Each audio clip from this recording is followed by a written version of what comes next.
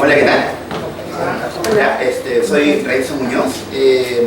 Antes de ahondar un poquito en el tema y contarles un poco de mi experiencia y lo que consiste la experiencia de usuario, la exposición, como dice el título, trata del brief a la experiencia de usuario.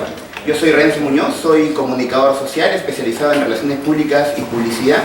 Para contarles un poco de mi experiencia personal, lo más antiguo que yo habría podido haber hecho es ser profesor, porque he nacido en una familia de profesores.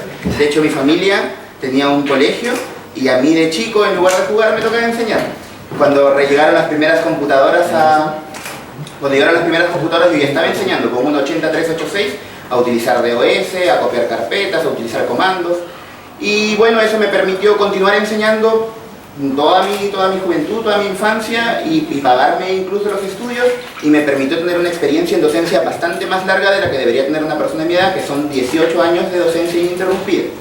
Más tarde me hice comunicador social, como les comento, me especializo en publicidad y en relaciones públicas, pero nunca dejé la docencia y me permitió seguir ejerciéndola en situaciones un poco diferentes a lo convencional. He sido profesor de nuevas tecnologías para mujeres, por ejemplo, de bajos recursos, de programas de asistencia social, más tarde para niños especiales, adultos mayores, niños con retardo mental, en comunidades campesinas. Entonces eso a mí me tocaba y me exigía reinventarme y no tener una fuente de información siempre para poder impartir, porque era un tema muy nuevo, ¿no? ¿De dónde encuentras un manual de cómo enseñarle nuevas tecnologías a un niño con retardo moderado con síndrome de Down? Es bastante complicado, entonces implica ser creativo. Por ejemplo, contando una situación que me pasó en una de las clases, yo me acuerdo que yo les trataba de enseñar la habilidad del uso del mouse y les pedía que dibujaran una casita con el Paintbrush. Lo conocen el Paint, ¿verdad? Sí. Les pedía que dibujaran una casita, pero ningún niño de estos con síndrome de Down era capaz de abstraer cómo dibujar una casita. Entonces yo les decía y les ponía un dibujo y todo, pero solamente hacían rayas. Entonces yo decía, pucha, ¿qué era? ¿Ahora qué hago, no? Entonces se me ocurrió, agarré un plumón acrílico y sobre todas las pantallas dibujé una casita.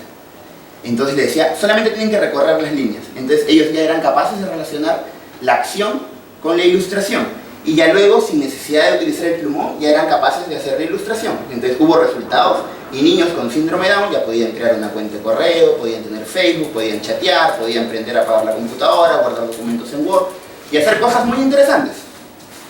Ahora, ¿por qué les cuento esto? Que quizá podría alguno pensar que se desvía un poco el tema. En realidad no, tiene altísima relación. Entre ser profesor para distintos públicos y ser comunicador, la enseñanza más clara que yo tengo es que lo importante es saber decir las cosas. Tú puedes decir lo mismo a distintos públicos, pero lo importante es cómo se lo dices, el tratamiento especial que le das al mensaje y el escoger los canales indicados para poder hacerlo. Simplemente con eso cualquier comunicación se puede convertir en efectiva, y de eso ya vamos a hablar un poquito más adelante.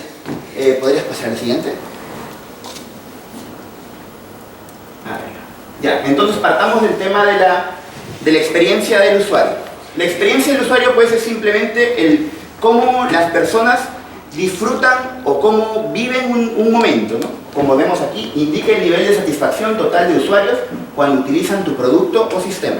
Sea cual sea su proyecto o su producto, cuál es la consecuencia final de haber usado, eso es la experiencia del usuario, ¿no? Los usuarios lo cuentan todo, esto es súper importante, los usuarios son muy chismosos, lo dicen todo.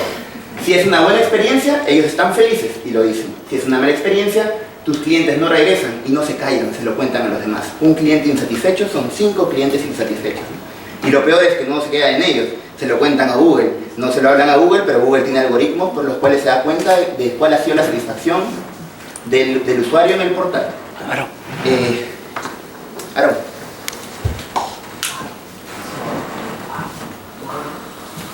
Aquí grafico cómo se da el tema de la experiencia de usuario. Tenemos por un lado las necesidades del usuario, por otro lado los objetivos de negocio, luego la tecnología y la información que tenemos a disposición, y conjugando estas tres, encontrando un punto de equilibrio, es donde llegamos a la experiencia de usuario.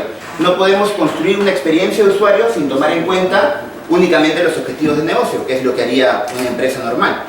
Por ejemplo, en mi experiencia, en los proyectos web que me tocó implementar, normalmente el cliente te dice, yo quiero esto, quiero esto, quiero esto, quiero esto, y punto. Y tú le preguntas, pero ¿y el usuario? ¿O esos son muchos botones? ¿O esos colores ¿Por qué? Ah, no, es que a mí me gusta porque ese color siempre ha sido mi color favorito, ¿no? O porque el nombre para su empresa, es que así se llama mi hijita, ese nombre me gusta, ¿no? Entonces, eso no tiene mucho sentido para las necesidades del usuario, ¿no? Bueno, continúo. Entonces, ¿cómo correlacionamos esto con el tema del brief?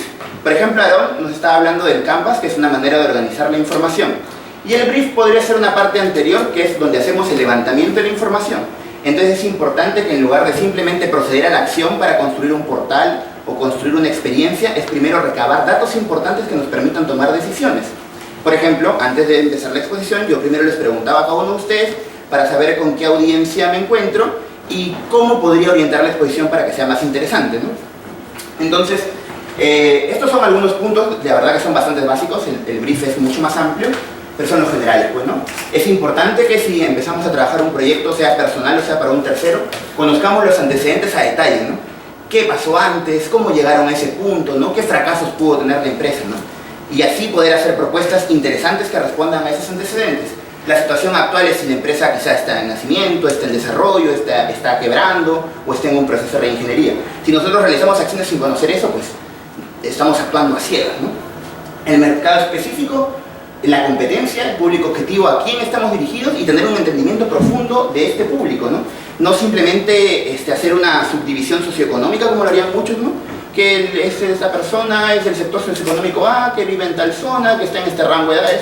Eso me otorga características del público demasiado ligeras que no me permiten tomar decisiones.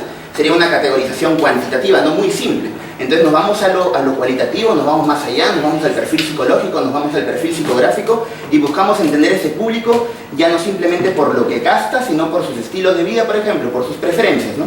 Por ejemplo, aquí hay personas, yo veo de dos rangos de edades, diría entre 40, 45, 30, 35, ¿no? Por un lado tenemos al emisor y por el otro lado tenemos al receptor, ¿no?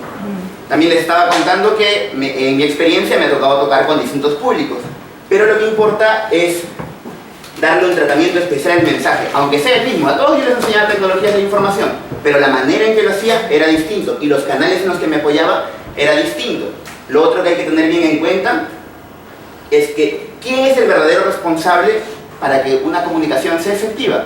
Muchas personas culpan al receptor, dicen no, lo que pasa es que el receptor es un bruto, el receptor no entiende, ¿no? Estos alumnos no se preocupan, no les interesa, ¿no? O la gente es muy ignorante, ¿no? Pero en realidad es un error. La responsabilidad total es del emisor, porque el emisor debe diseñar el mensaje de manera tal que sea entendible hasta para el receptor menos entendido, ¿no? Eso es un proceso de simplificación del mensaje, ¿no? Tiene que hablar en los mismos códigos y hacer pruebas de lo que hablaremos después.